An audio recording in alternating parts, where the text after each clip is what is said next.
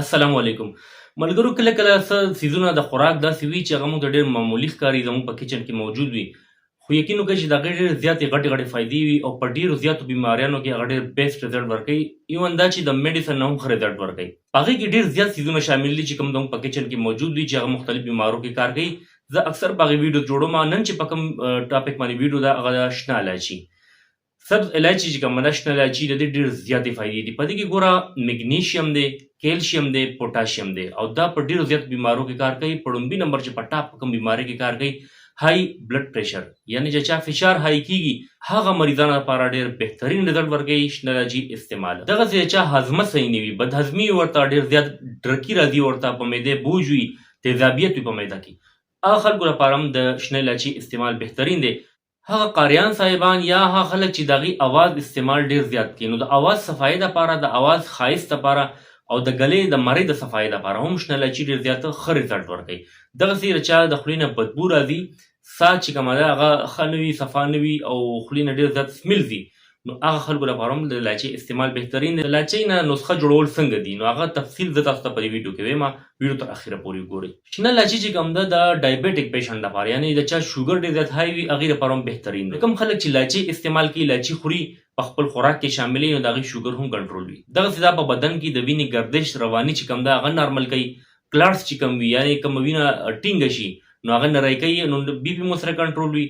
بل دې سره دې کې یو بله خوبي دا ده چې ذهني تناو ختموي. کوم خلک ډېر زیات ټینشن ډپریشن کې وي، نو هغه خلکو لپاره هم ډېر زیات بهترینه ده شنه الایچي. او ورسره چې کوم خلکو د خولې نه بوی ځي، یعنی بدبو والا خوله پرې راځي، ډېر زیات تنګ وي د خولې نه، نو هغې دپاره ډېره بهترینه یو ټوټکه ده چې هغې د الایچي استعمال کوي په کومه طریقه باندې زه چې کوم درته وایم، نو هغې سره به یې څه وخت پس د خولو نه بدبو ختمه شي، یعنی پرې خوله او پرې راځي خو هغې نه به بدبو نه ځي انشاءالله.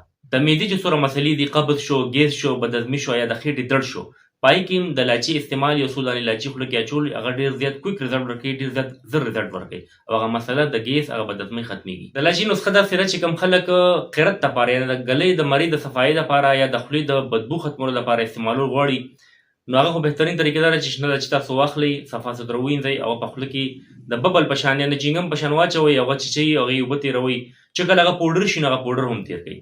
دا تاسو سهار غرمه ماښام کولی شي، دوه الایچیانو پورې تاسو د خوله کې اچولی شي، دغه شان چیچلی شي، تېرولی شي.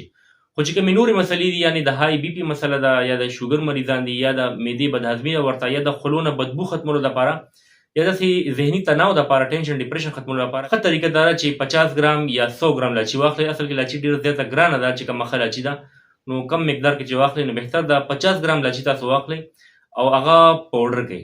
هغه پاوډر تاسو د شیشې په یو جار کې بند کړئ چې ډکن پې بند وي، هوا پې نه لګي، او سهار او ماښام نیمه چمچ، وړه چمچ چې کوم ده نیمه، هغه تاسو اوبو سره خورئ. انشاءالله چې تاسو دا ریګولر استعمال کوئ، چې کوم ډایبیټک پیشنټ دي شوګر به ورسره کنټرول وي، چې کوم د بي پي مریضان دي بي پي به کنټرول وي، معده به صحیح شي او د خولو نه بدبو به ختمه شي، ذهني تناو به هم ورسره ختم شي.